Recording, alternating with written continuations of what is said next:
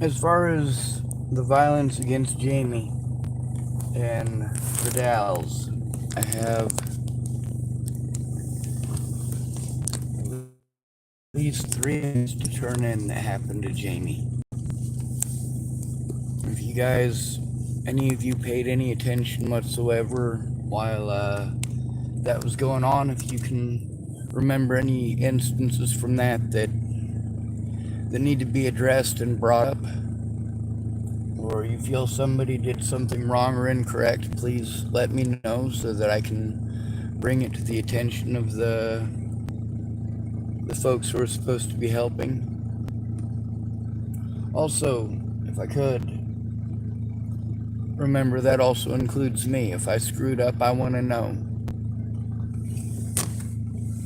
Not from you hecklers. Anyway, it's been foggy as hell. We're right on the ocean, but I haven't even gone to the ocean yet.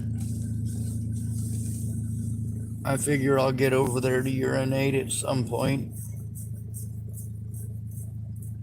Anyway, it's 4 a.m. on Monday here in Tillamook, Oregon. I gotta talk to a man who he's actually associated through the hospital in Hood River, as well as the services in the Dalles. As a result, very well may be open. So I'm also hoping that he and they will understand the situation with me being.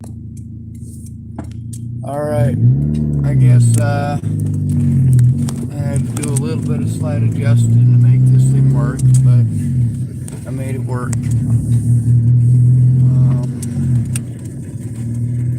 It's 4 a.m., so I'm now able to travel up to the skate park, where I will try to get some sleep. Most of the people who would normally be using the skate park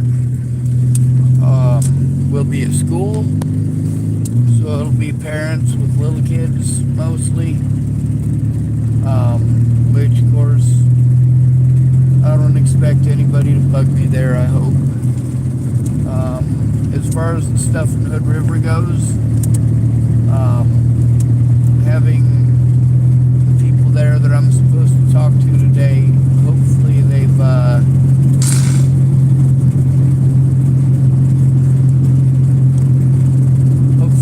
tried to come together to actually listen and to look at what it is that I have to show. With all these folks, by the time that it gets so frustrating that I am literally screaming at the top of my lungs for help, it's because either people are dead or they're at risk of being killed, like high risk, like Natalie Bollinger, Christine Buhit,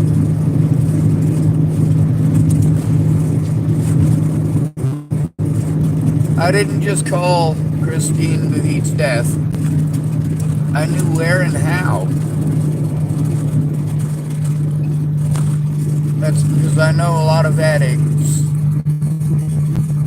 knew a lot more. It's those situations with the addicts that I used to know that lets me know where it is she's most likely to die and why. Yes, it was fentanyl and not heroin. However, it was an overdose and she is dead just the same. She was also addicted to methamphetamines, just like Natalie was. Both methamphetamines and heroin. She got started on those because of her dad. I'm going to the skate park. I'm going to try to get some sleep in. And then, of course, there's going to be some changes and revisions that need to be made in the way that I am treated. Because this whole mentally ill bullshit, it's getting people killed.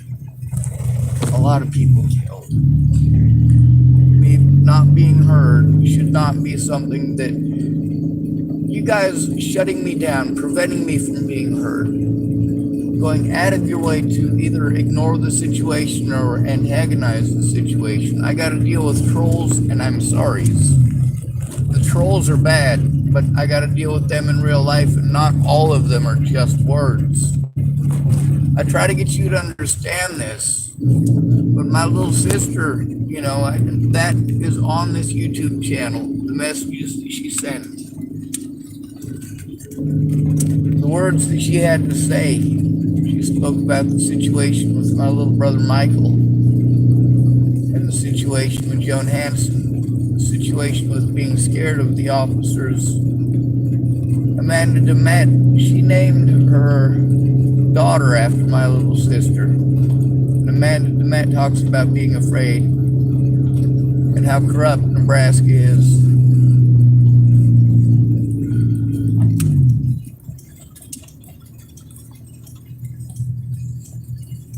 Now that it's 4 o'clock in the morning, I can come over here to the skate park and try to get some sleep. I'm trying to conserve gas, so last night I didn't actually get to do any of the stuff that I needed to do. Also, with me not being able to preserve the See Justice Prevail profile, which is full of a lot of evidence of abuse against not only myself but others as well.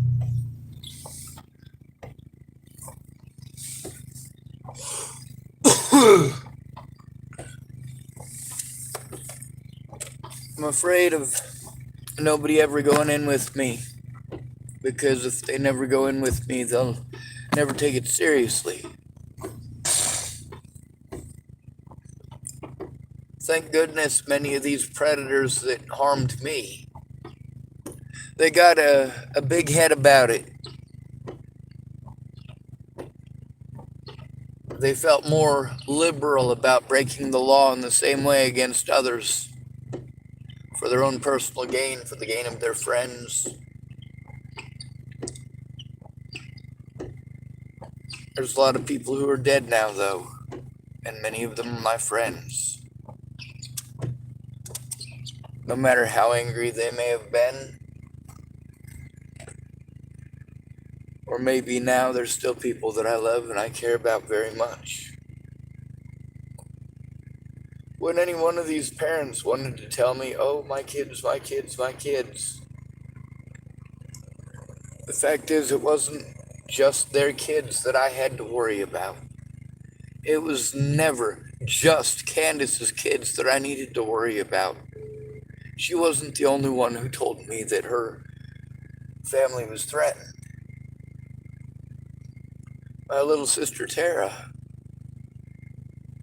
she's not the only person to tell me that her family was threatened.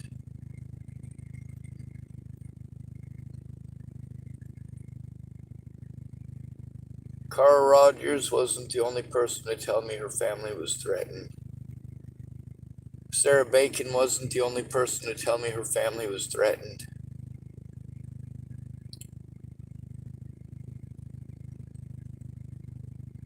There's a lot of people with kids who told me that their families were being threatened. The right thing to do in that situation is to speak up, to do something about the predators instead of victimizing their prey. My supposed loved ones did my predator's job for them by not coming forward. If you're going to tell me that your family is being threatened,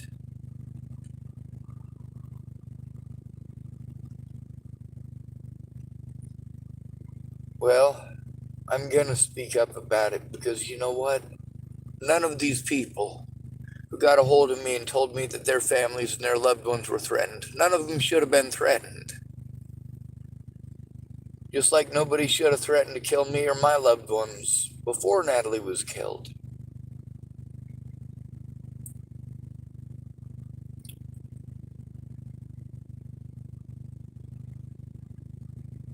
You let them victimize me, and then you let them play the victim. You pretend that when I tried to get help, that it was stalking. No, it absolutely wasn't stalking. It's what we were taught to do in the 1980s and the 1990s when we were being abused. Safety in numbers, that's the most important part. Go get a friend. When you have to turn it into the teacher, take your friend with you. I took Graham with me when I could. It was expensive, but I needed him to remember.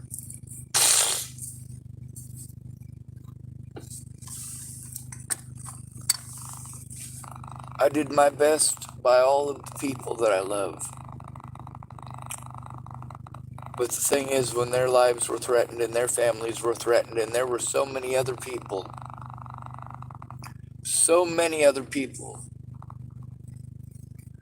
who said that they would speak up, had already spoken up, told me that they could ride it out. Their families were being threatened too. Candace Bondurant, did you think about any of these people's families when you hid the fact that your family was threatened?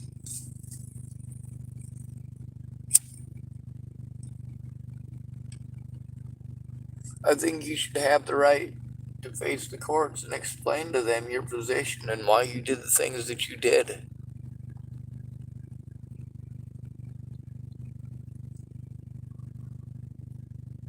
I was abused by Waylon Lolatai. He was in the news. He assaulted at least 6 other people after me in the same year, and he was removed from the Boulder Police Department. He was allowed to move on. That's what's called a soft dismissal.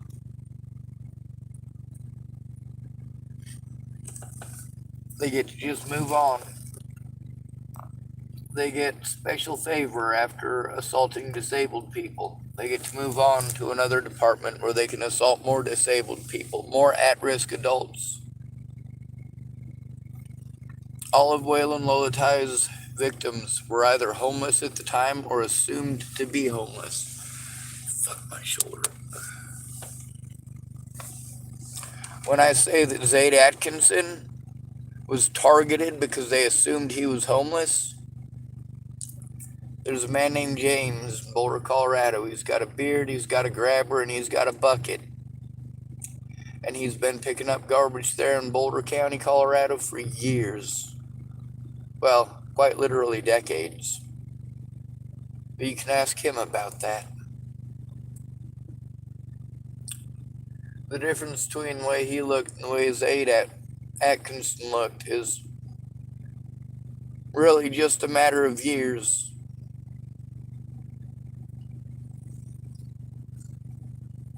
I didn't want to charge up my stuff earlier because if I did, I'd have to turn on my car and waste gas. I figured I'd utilize it on my way here.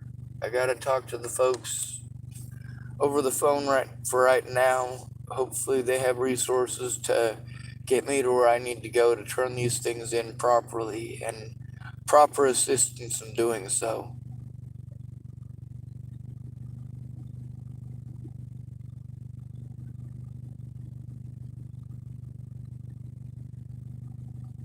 I cannot function, and that's a problem. Especially when law enforcement, because I'm a homeless disabled male, I get ignored. I get treated like I should be able to because I speak proper English.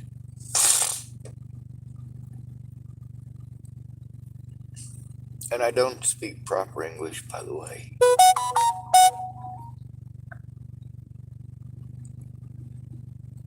Anyway, I was gonna try to post up Tamsin's stuff, but that stuff with Molly, I'm fucking sick of her shit. I'm thankful that, even though she stops and gawks at me, when she notices that I'm pulling out my camera, she's smart enough to go the other way. I'm just wondering how long she was staring at me before I noticed her standing there. But that's not as scary or threatening, of course, You guys who want to pretend I should just let that go and not worry about it. I want you to know there are many situations just like that where it started just like that, and next thing you know, she is fucking screaming at me over fucking something stupid.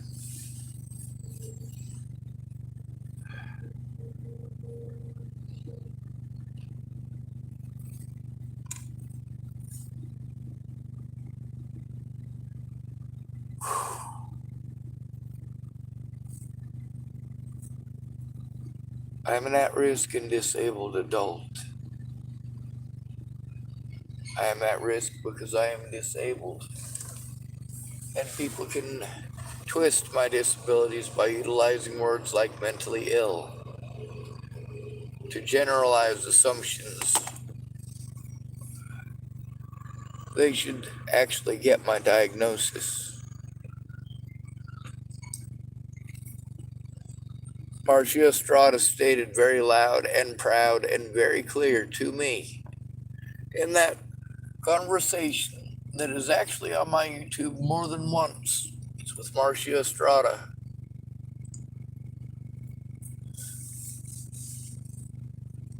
She says that I have PTSD, which I already knew. She says I do not have bipolar disorder, that I am not schizophrenic, that I am not delusional, that I am not psychotic. My reactions are out of fear, and that fear comes from experience.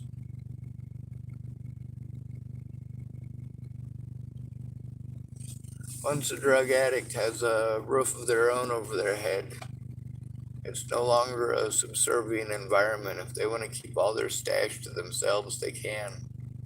Plus, they can charge somebody else some of their stash for renting space on the rug for the night. They can do their dirks and not have to worry about the politics or opinions of the person that they're, of course, having to rent just a room in the house of. It's not as subservient of an environment as if you had actual roommates. It's now you have your low income house and you have your drug habit, and now you have nearly unlimited access to those drugs 24 hours a day, 7 days a week, simply because you can provide people with a place to use. I'm willing to bet there was at least 7 people at Christine Buhit's the night she was killed or the day she was killed.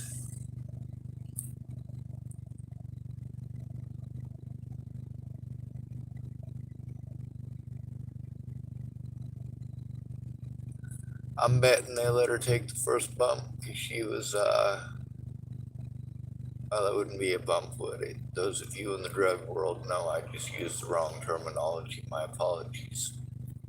Anyway, it's her house. She gets to try it first.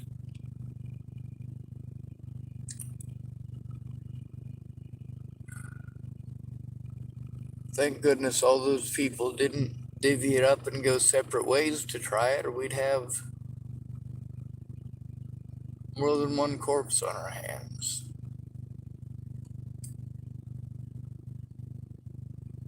Here's the thing, Natalie's story can save lives. My story can save lives. Jamie's story can save lives. But not if nobody hears them. Natalie's words, all of them, need to be heard. They need to be read. They need to be archived.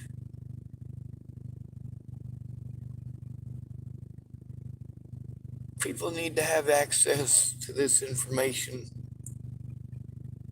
so they can develop an understanding, so they can see how quickly and how easily one misunderstanding can turn into this. When you say Natalie's no longer with us, you didn't know her? She was the most wonderful person I ever knew in real life. When I needed a savior, it wasn't Jesus, it was Natalie fucking Bollinger who showed up.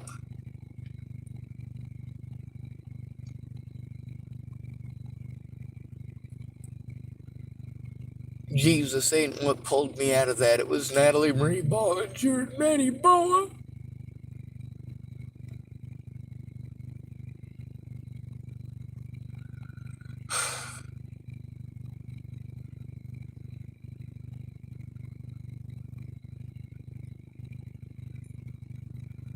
I'm alive today because of Natalie Bollinger.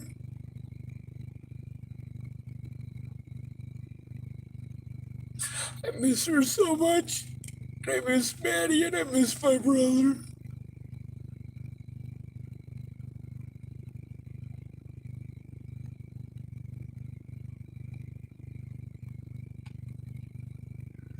I'm gonna get victimized no matter what.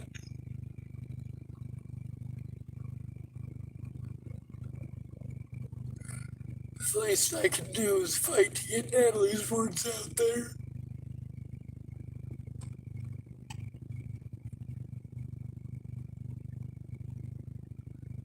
I miss Mobley so much. I didn't get to say goodbye to him, but give him a hug or nothing.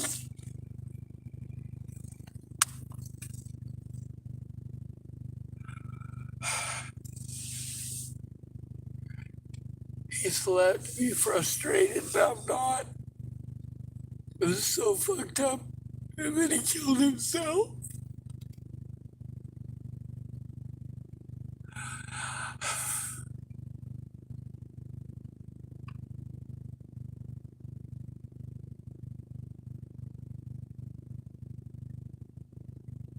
And these people are really dead, and you guys want me to pretend that it's okay if they threaten to kill my little sister?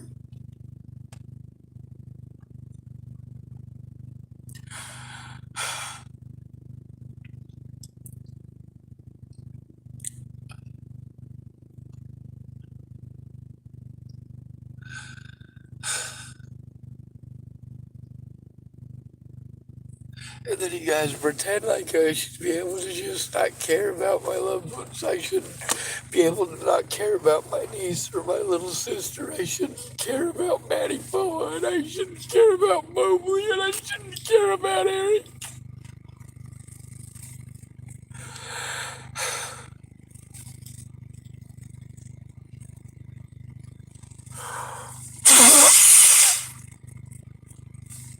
They're my family, and I love them.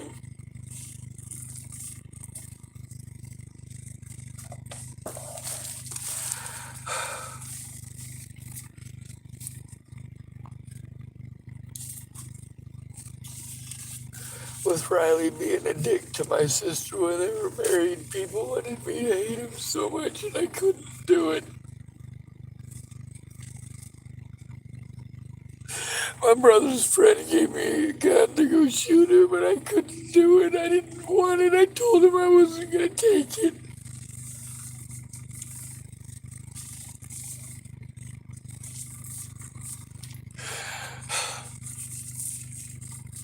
I always tell him no. I'm not interested in hurting anybody, and I'm not interested in killing anybody.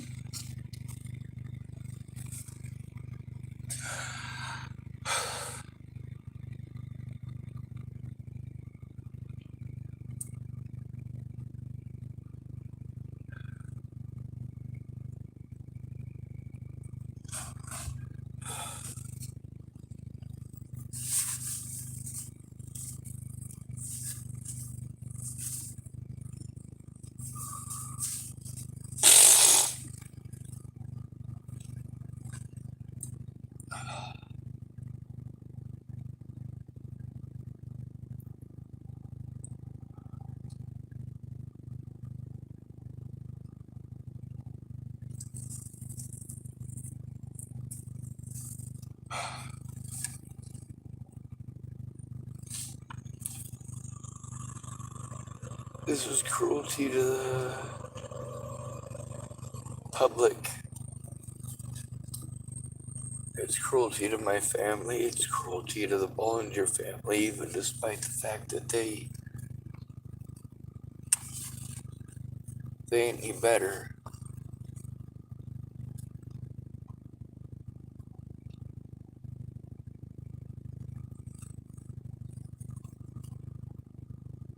Natalie and I were both the best that our families could offer as far as morality went.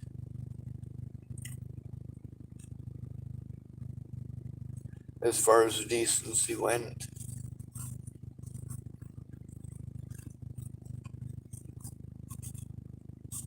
Me and Natalie were a lot alike, and we wanted to put a stop to this stuff. I understand she just wants to be loved by her family.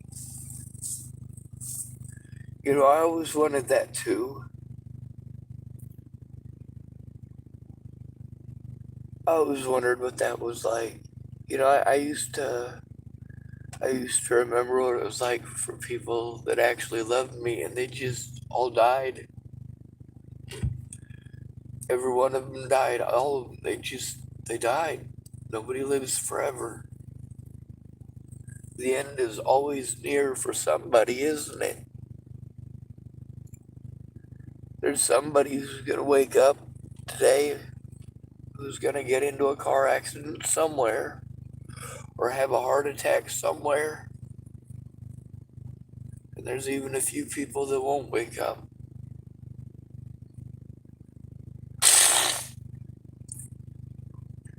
I'm sorry, I'm all snotted up. I didn't mean to get all emotional like that. I try to do the screamy thing because that's what you guys pay attention to.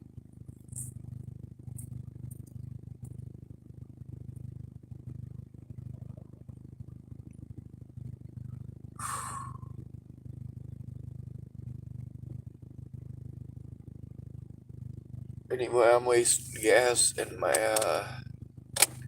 heater don't work anyway. So since it's after 4 a.m., I'm gonna set my stuff up and try to get some sleep. And hopefully I'll wake up early enough and I don't know what I'm gonna do.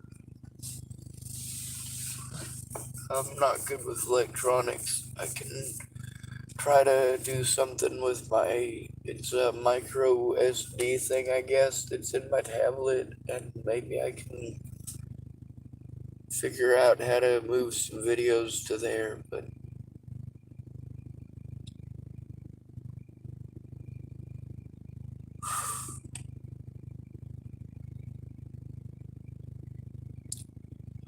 I can't turn off the way that I feel. When I love somebody, I love them, and that's the way that it is.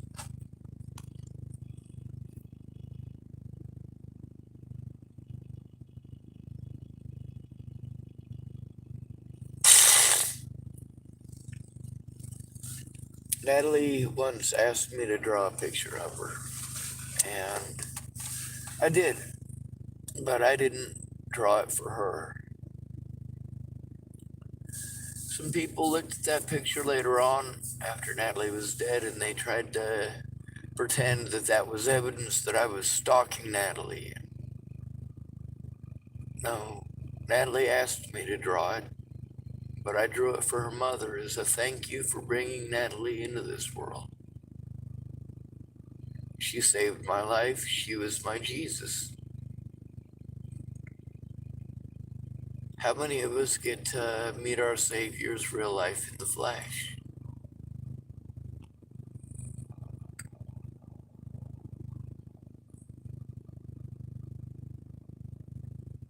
How many people get someone that they went out of their way to keep safe, went out of their way to try to run off for their own safety? Matter of fact, how many of those people come into your life, and just because they exist as the person that they are, you decide not to kill yourself? You decide to stick around and keep trying to make the world a better place, even though it's fucking hopeless.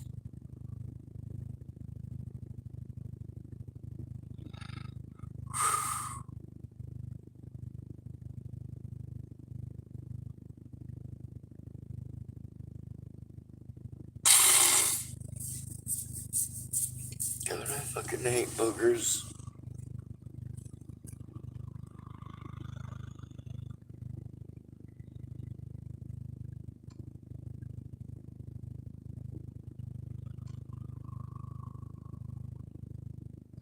I gotta make sure I don't miss my appointment.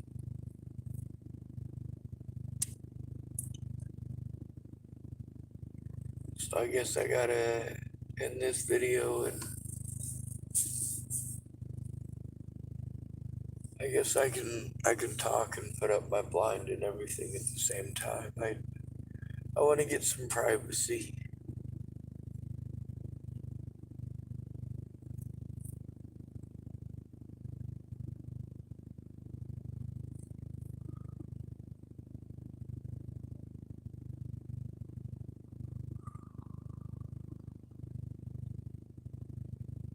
I told the truth because I was being abused before Natalie died over things that didn't even happen, and things that Natalie and her sister Alicia asked me to do while they were pretending I was a stalker. You should see the messages between us. It's not even close to stalker shit. It's doing what she was asking me and telling me to do. If I don't try your suggestions in specific, with most of you it's like this, if I don't do your suggestion in specific, it means I'm not trying. So even if I've tried it 100 times, and that's what you're insisting on, despite the fact that I'm letting you know I'm overwhelmed and I can't do it alone, you're still gonna make me try to turn it in alone.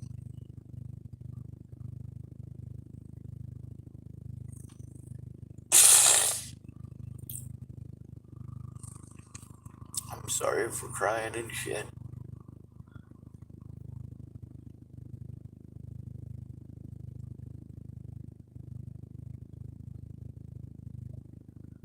I'm glad that Mandy Singer is still alive, or at least the last update that I got.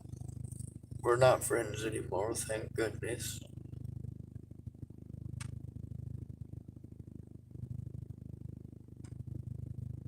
Hopefully that'll prevent her from getting targeted, but there's no guarantee.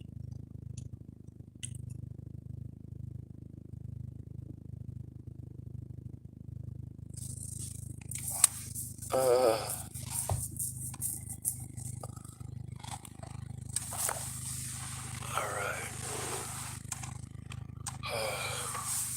Let's see if I can even find my blind. I got so much crap in here. I gotta go turn in or exchange some of these bottles and cans that I got. There's so friggin' many.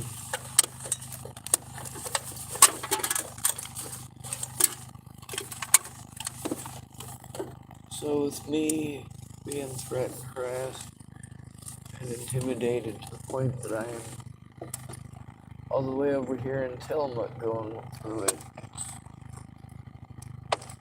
it's not okay for that to happen. It's also definitely not fucking okay that I can't find my blind. However, that is the reality of my situation. Alright, there's my mobile toilet. We'll dump that when I get up tomorrow. Or today, rather. It only takes one night to screw up my schedule and make it so that I'm sleeping during the day and I'm awake at night. I usually only sleep about 4 hours, though, if I'm able to sleep for 4 hours or able to sleep at all.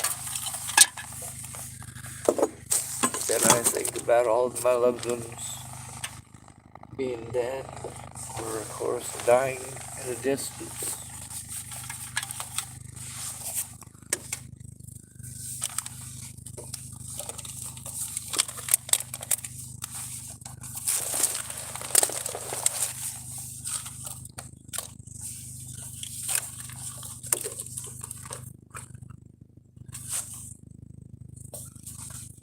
Somebody once asked me, "Hey man, how do you know you're not in purgatory? Sure sounds like purgatory."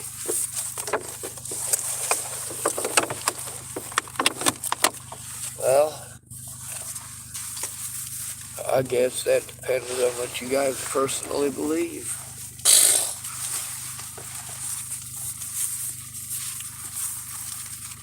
So we've established that I am not schizophrenic and I'm not delusional, that I am not bipolar, that I do have PTSD, that I am on the spectrum.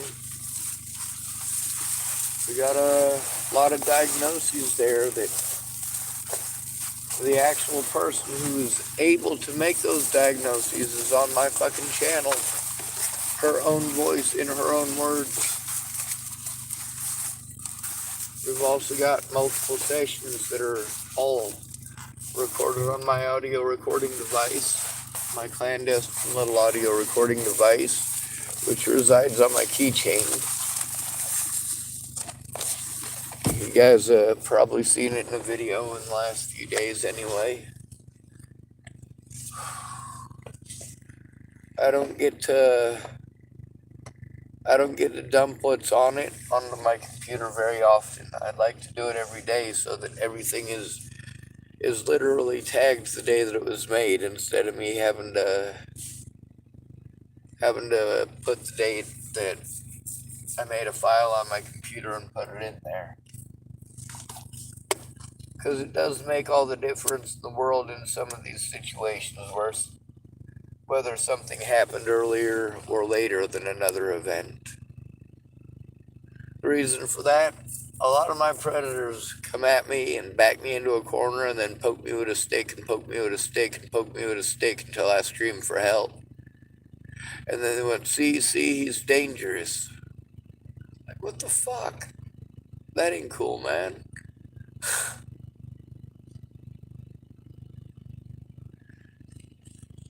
Anyway, the situation with Jamie, hopefully they're gonna do something about that today.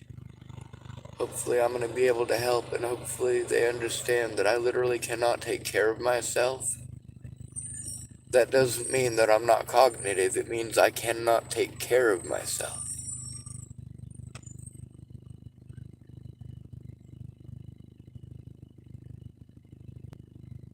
There's also documentation of me literally calling these places and telling hundreds of different places I am not capable of taking care of myself.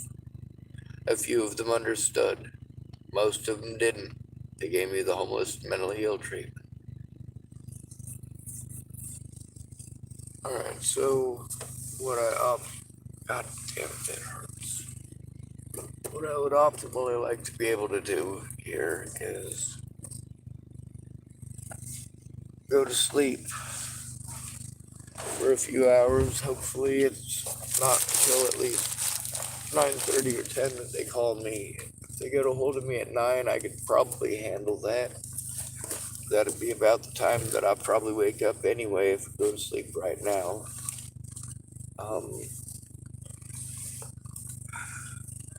Although I will probably actually sleep outside unless it starts actual raining on me. And even then, I love the rain, so that might not even happen. Depends on the quantity. I am emotionally distraught. And yes, I exhibit a lot of PTSD traits. You know, the situation with Jamie and all of that yelling, it's different than Shannon Alvarado's, because Shannon Alvarado's yelling is specifically over drinking, and it's hateful and angry in a different way.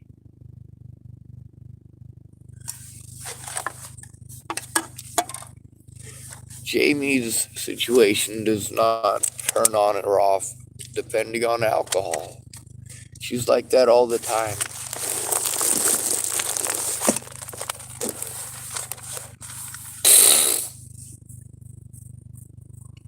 Scared with a few moments of happiness.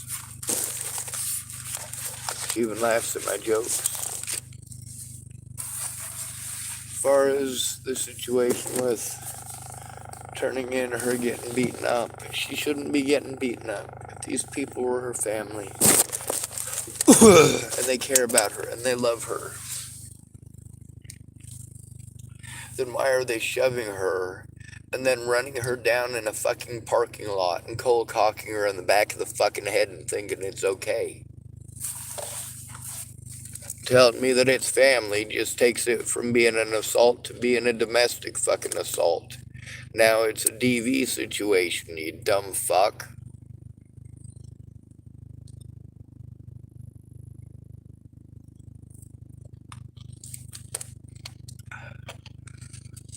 Just so you know, the courts look at that against your favor, not for your favor. If you're willing to beat on your own fucking family members, what the fuck is wrong with you?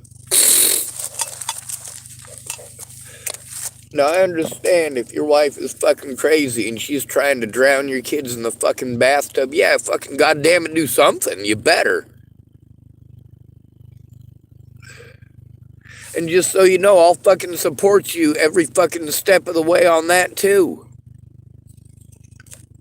Y'all know I've been to prison for protecting kids. Y'all know the best the predators could come up with is to pretend like I committed misdemeanors against them, prevent me from going to court, all just by calling me mentally ill.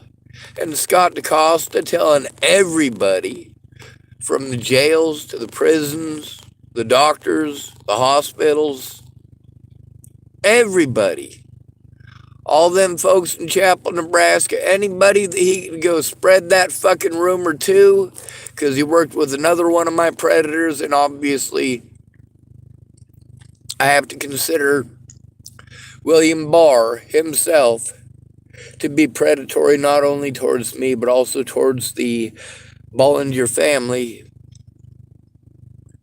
and even more so the Kelly family. Rose absolutely deserved better than the bullshit that I ended up going through over the things that William Barr had to say, the things that he claimed that he never came forward with, making me come forward about those things, playing victim and pretending like I'm threatening Jack, or his wife, Jessica, or his father-in-law, Rick Martindale, or his mother-in-law, Pam Martindale, or his two sisters-in-law, Jackie Martindale and Justine Martindale, or his brother-in-law, that's Josh Martindale.